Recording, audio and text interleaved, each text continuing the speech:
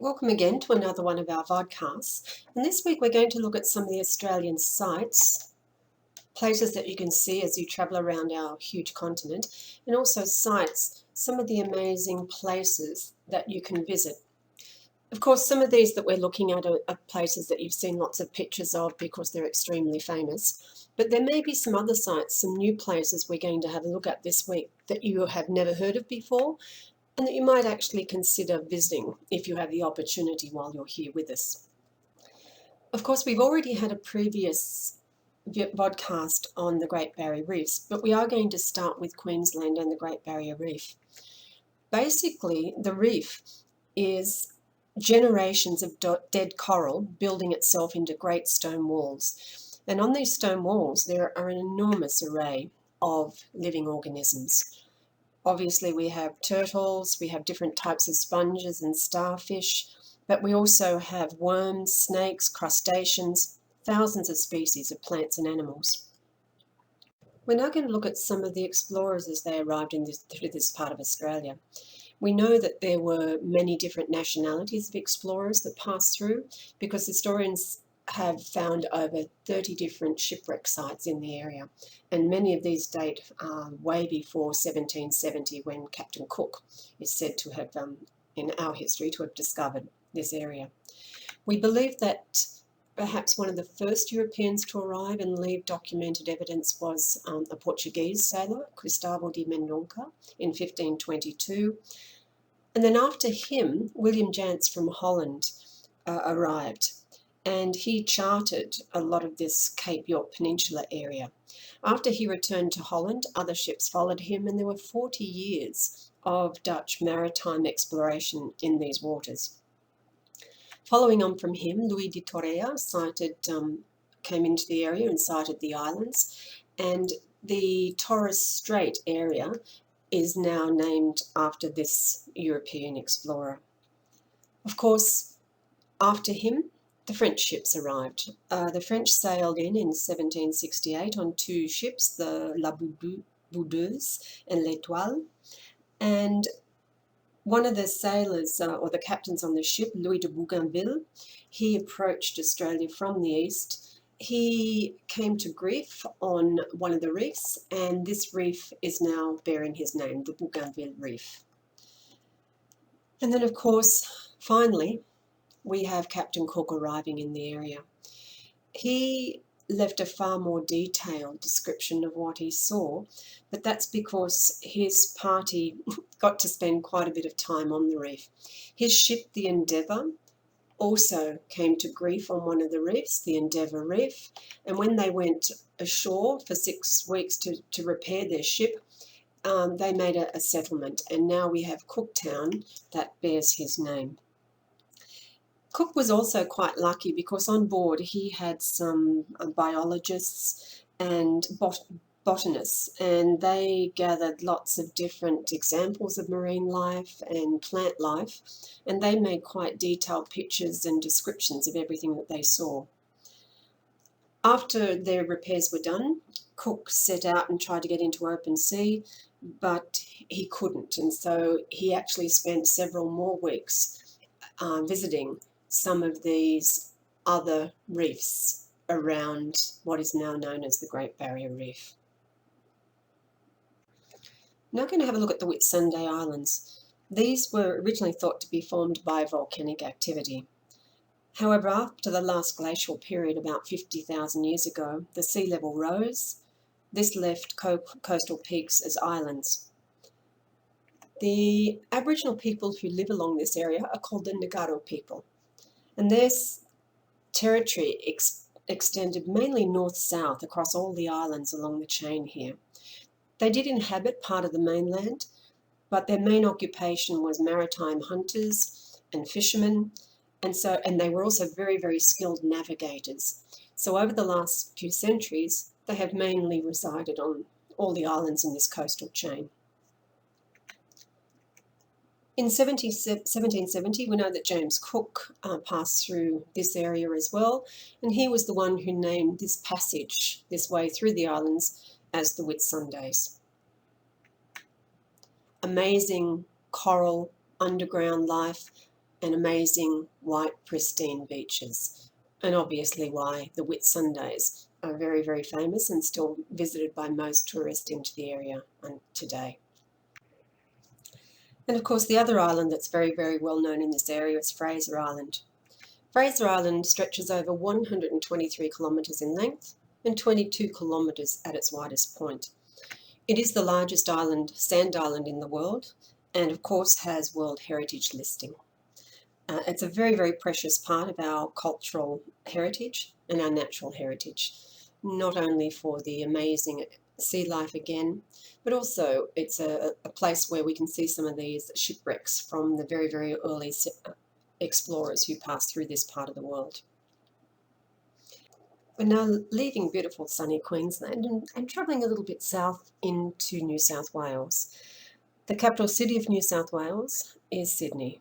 Not the capital of Australia, but definitely our largest and our most well-known city, and probably the most interesting one for you to visit, so hopefully you'll have time while you're here. And of course the most recognisable building in Sydney is the Sydney Opera House. It took 16 years to build, from 1957 to 1973. It was not designed by an Australian, it was actually designed by a Danish architect, John Utzon.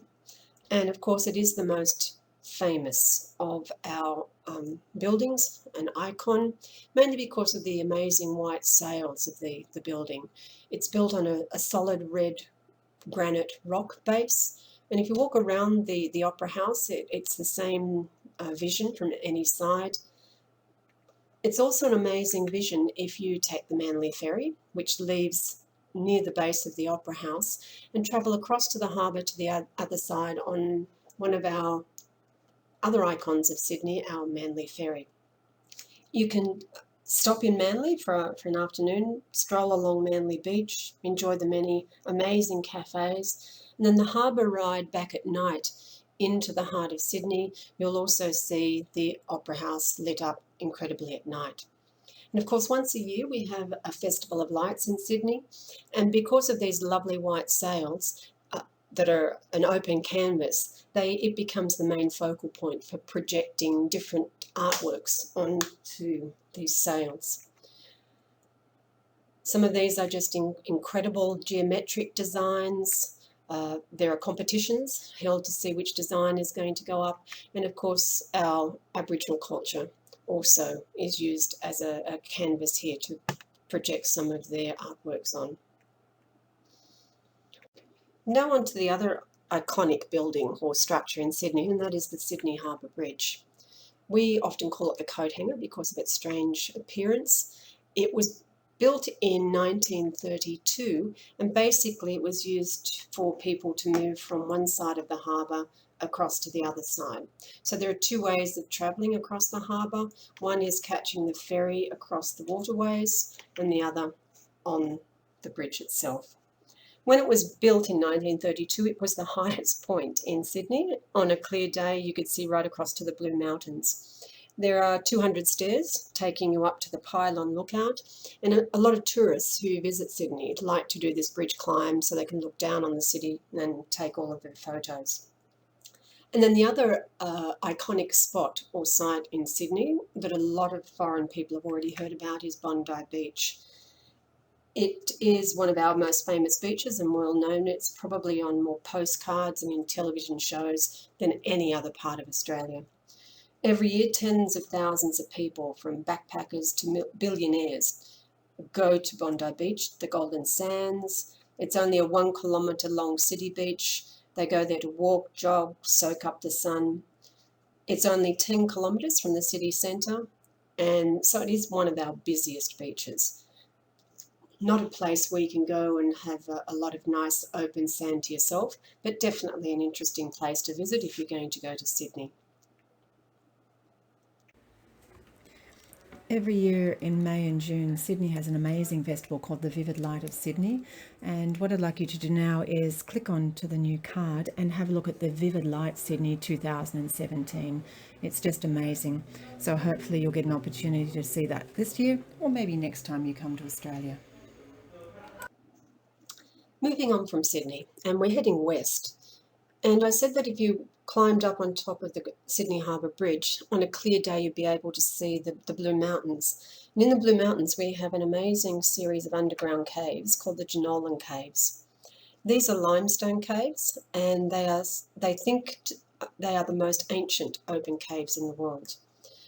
Inside there are some marine fossils which show that they were once underwater, and then we have these amazing calcite formations, sometimes pure white but others of different colours. There is a cave network that follows deep underground and subterranean section of the Jenolan River. The local people used to call these the Binumia, or the dark places, and the Aboriginal people didn't really delve very far into these caves. The complex itself is still being explored. They haven't found all of the caves that exist, but the first white settlers that discovered the caves, or some of the outer caves, moved in 1838. Unfortunately, when these caves were first discovered, people liked to go in and take souvenirs, so they would break off pieces of the calcite formations, the stalactites or stalagmites, and so there was quite a bit of damage done to some of the outer caves. In 1866, the government decided these caves had to be protected, and they actually became part of the UNESCO World Heritage listing. With this protection, they also set up some keepers of the Binda. These were people who were designed to be keeping the caves pristine and from any further damage. Of course, visiting this area of the Jenolan Caves, the amazing scenery is not only inside the caves but outside the caves. As I said, they're located in the Blue Mountains. There are all sorts of bushwalks that you can do around this area. There is accommodation at the Jenolan Caves house. Most people, of course, are going to be heading for the views inside the caves. And there are 9 caves that can be taken through on tour. Each cave will have a certain type of lighting, and the tour guides will tell you about the history of the cave, the 160 years of discovery of various caves. Today, Jenolan is the most popular tourist destination outside Sydney, with over 230,000 visitors annually. Inside some of the larger, quite unique caves, it's also possible to attend a concert or a show at certain times of year. Around Easter, at Christmas, there will be special performances held inside these caves. The acoustics of a cave are amazing, and so attending a show in one of these underground caverns is quite a unique experience. We're going to stop now and have a look at a short video clip which will show you some of the area outside the caves, and also a small guided tour inside the Jenolan Caves. Remember, after you've watched this video link, to return back to the remainder of our lecture. So please click on the link below to watch the very, very short video, and then remember to return back to our lecture. And now moving south, we're going to leave New South Wales altogether, and we're heading down into Victoria. One of the most famous sites in Victoria is actually quite a long site. It's a drive along the Great Ocean Road. The Great Ocean Road Drive basically starts at Torquay, and it is the surf capital of Australia. It's really famous for its Bells Beach, but it's also the birthplace of some of our leading brands of surf clothing, such as Rip Curl and Quiksilver. On the drive, one of the most sought out places to stop and get a photo experience is at the 12 Apostles. These are basically limestone stacks. They were created by constant erosion of the limestone cliffs that began about 20 million years ago, where the stormy ocean and the blasting winds gradually eroded the softer limestone. And first of all, this formed caves in the cliffs. And then these caves gradually separated from the shore and became rock stacks. They are 45 metres high, and they are isolated from the shore. So people who visit the 12 Apostles at sunrise and sunset, this is when they change colour from being dark and foreboding to quite brilliant yellow and sandy under a full sun. There are steps down from the 12 apostles to the beach below, and there are fairy penguins that live in the waters around these 12 apostles, and every evening they come in and they can be seen walking across the sands of the 12 apostles. I'd like you to click now on the link to the right hand side, one of the cards, and this will take you to a very, very short video. It's looking at the Great Ocean Road Drive and all the things that this part of Australia has to offer. It's an amazing part of our land, so hopefully you can get to visit before you go home. Great Ocean Road Drive, enjoy, and remember to come back to the vodcast after you've finished. Still in Victoria, but a tiny bit further south from the Great Ocean Road, we have Phillip Island. It's quite easy to get to. There are ferries that take you across from the mainland across to the island. It's a small island, but endless coastlines make it a very, very popular place for Australians to visit, not only for our foreign tourists. There are seaside villages and abundant wildlife. The most famous of these are the baby penguins that trek out of the ocean every evening, come across the sands and sleep on the coastal areas every evening. In the past, you used to be able to take photos and videos of the fairy penguins as they came in every night, but now that's forbidden. Still, this doesn't stop hundreds of tourists every night trekking down to this coastal area to watch the nightly tramp of the fairy penguins as they come in from the sea. The other thing that attracts people to going to Phillip Island are international motorsports, and we have both car racing and motorcycle racing there once a year, and these make it a very, very big attraction to a wide range of tourists to come into the area.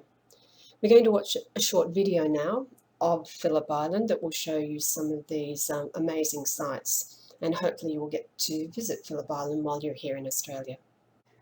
Welcome again to another lecture, and this is actually part 2 on travelling around and different sights to see on this great continent. Today we're going to head south again into Tasmania. After that we're going to head west through the middle of Australia across to Western Australia, back through the middle, and then eventually up north into the Kakadu region. If we head south and actually leave the mainland of Australia, go across the Tasman Sea, we arrive in Tasmania. For about 30,000 years, Tasmania had its own indigenous population. These people were called the Palawa. Even though there are only about 10,000 of them, they were very well tuned into the environment. There were several groups of culturally, linguistically, physically distinct people living in very clearly defined territories. Not much is known of their prehistory, but it's reasonable to suppose that they were well-resourced and happy until their dispossession by Europeans.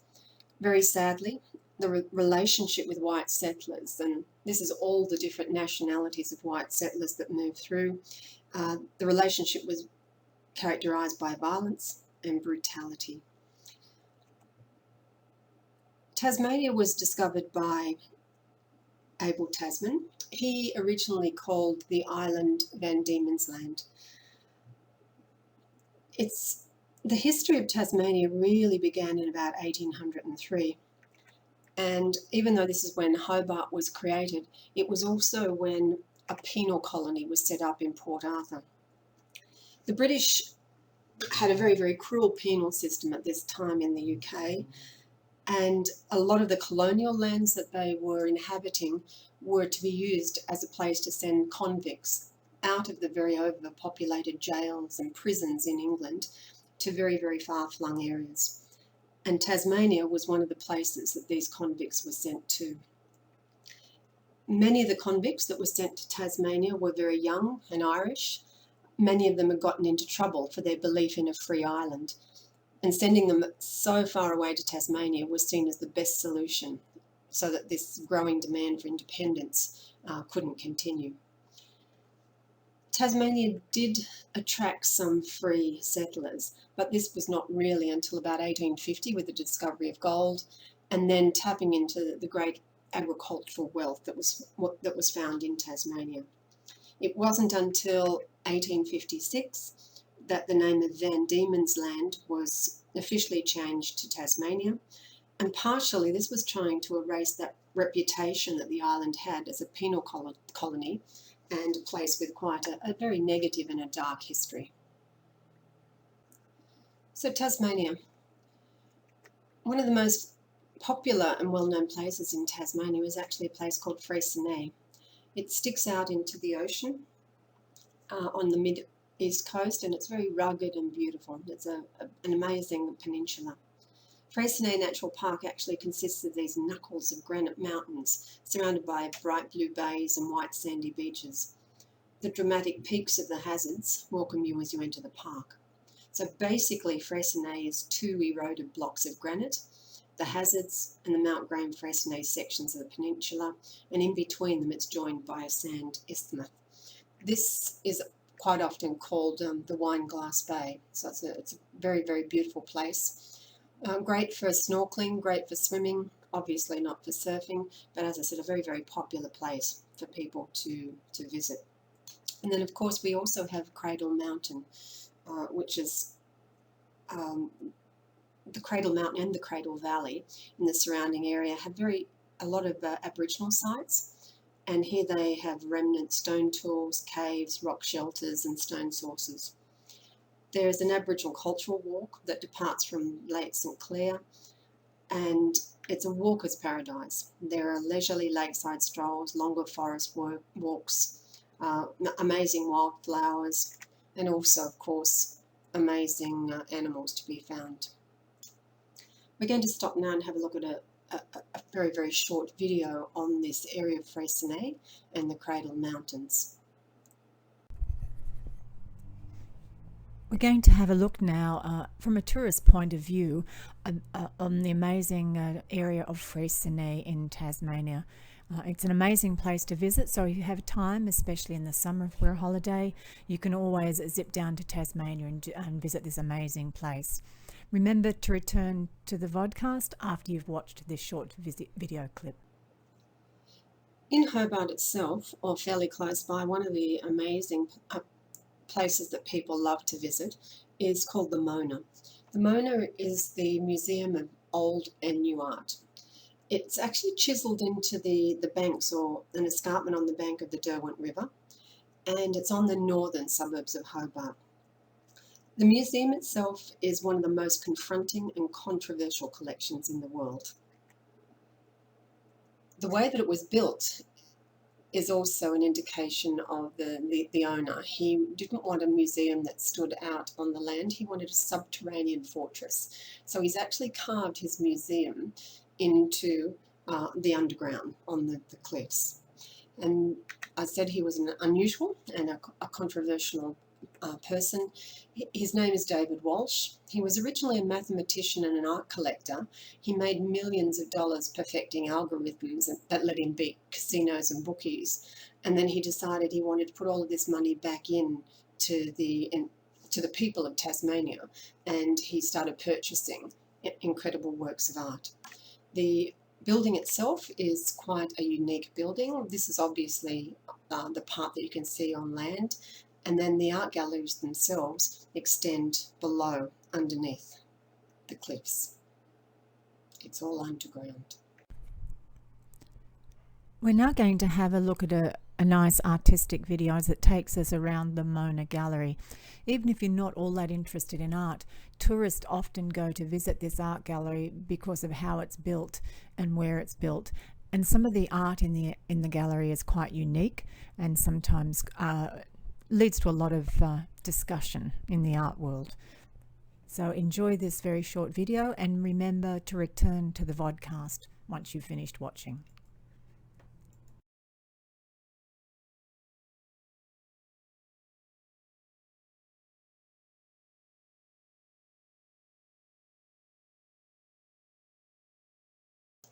So we're leaving Tasmania now, coming back to the mainland, and here we have Victoria. We move up through Adelaide, then into South Australia, into the middle of the desert, an area called Cooper Pedy.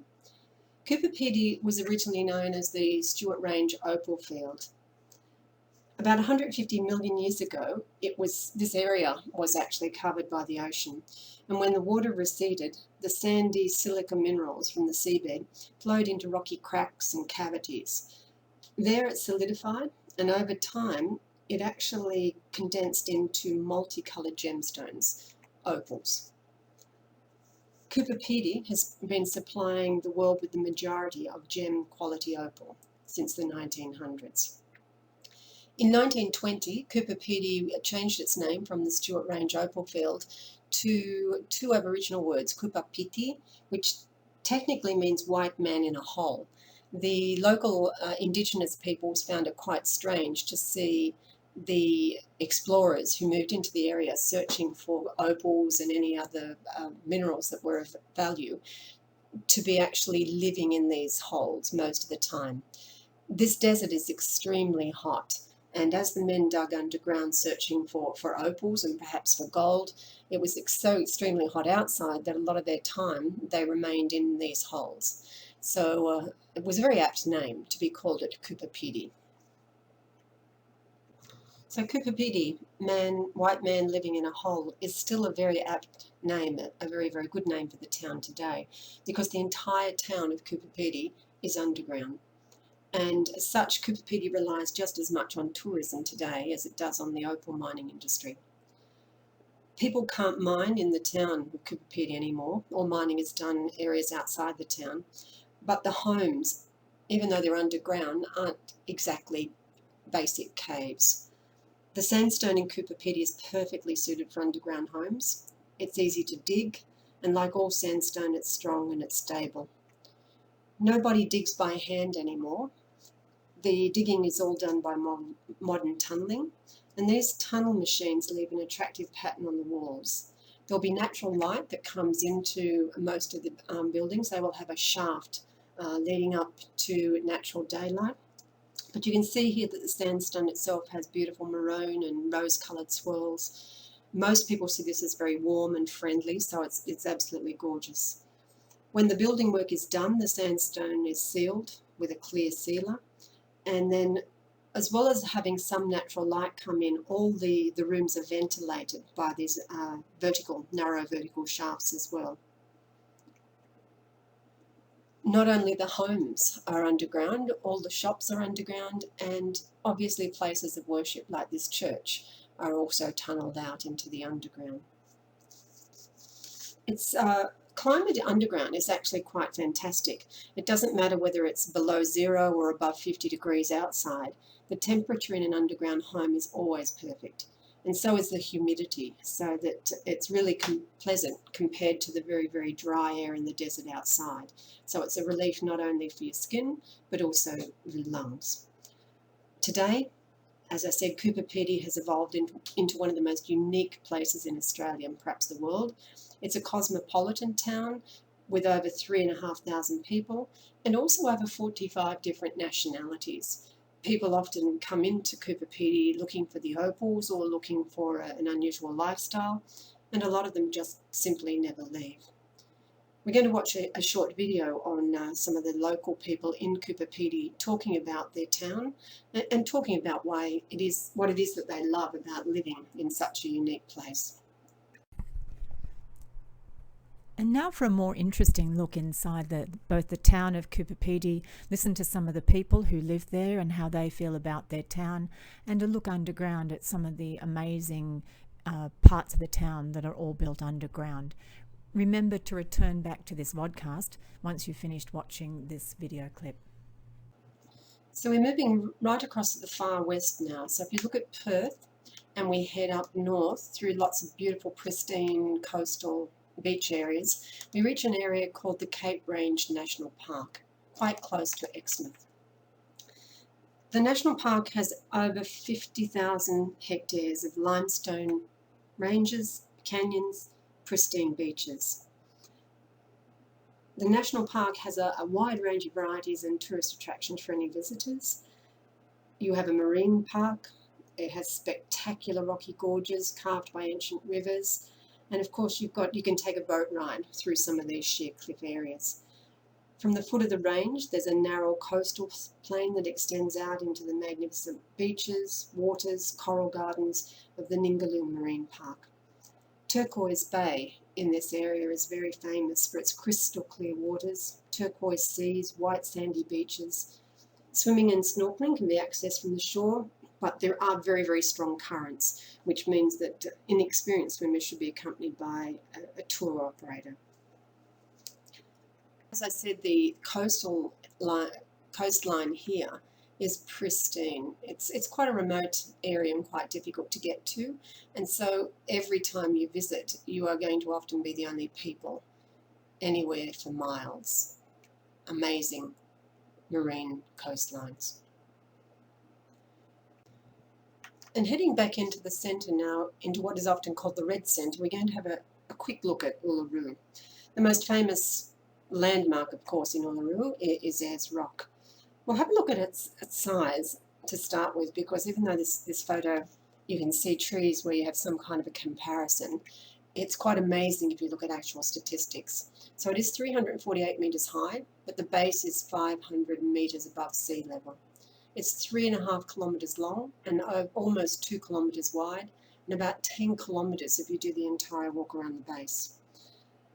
What we see on the land is like the tip of an iceberg. They do believe that the rock goes down a few kilometres into the ground itself.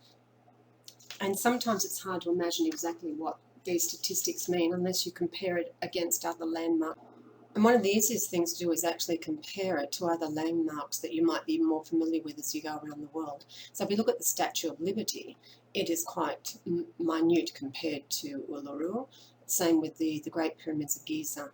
Big Ben is also quite short. The Eiffel Tower is perhaps one of the landmarks that comes close in height to the top of Uluru itself.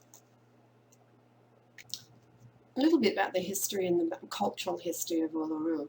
The original people who lived in this area are called the Anangu, and debate actually rages as to when the first Aboriginal or Indigenous peoples moved into the area, but the best evidence suggests it's about 20,000 years ago. So these Anangu people have been there for thousands of years. The notes from the Uluru National Park explain how the Aboriginal or the Indigenous people see Uluru themselves, and they will explain it as like a version of creation, that in the beginning the world was unformed and had no features. And ancestral beings, their original ancestors, emerged from the void or nothingness, and then they journeyed widely, and they created all the living species and all the features of the desert landscape you see today, and they also created Uluru. So the Anangu, as the direct descendants of these people, are responsible now for the protection and also the appropriate management of the rock and the natural area. The arrival of the Europeans was part of an exploration of the centre of Australia, and this was during the 1870s. Ernest Gilles travelled through the area, and in 1872 he found Lake Amadeus and also Mount Olga. He came back to the area in 1873, but in that interim he was beaten into the centre by another explorer called William Gosse, who sighted a huge rock, the monolith, on the 19th of July, and he called it Ayers Rock, after the Chief Secretary of South Australia, Sir Henry Ayres. Gilles was also the first European to climb a rock, and he did this accompanied by an Afghan camel driver that went with him. The inhospitable nature of the area around Uluru, basic desert, no water, made sure that very few Europeans ventured into the region. Farmers didn't go there due to the lack of water, and then the only Europeans who passed through the area tended to be hunters, miners, people looking for gold and minerals. The area was declared an Aboriginal reserve in the 1900s, and this continued on until the 1940s. In 1959, there was a motel lease that was granted near the rock so that people visited. They didn't have far to travel, and soon after that an airstrip followed. In 1976, the Commonwealth Government set up another lease at Ulara, which was a little bit further out, and this original motel lease was made null and redundant, and it was closed down.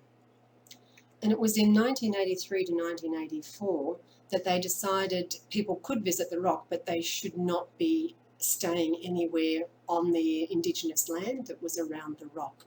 and so they had to move into Alice Springs.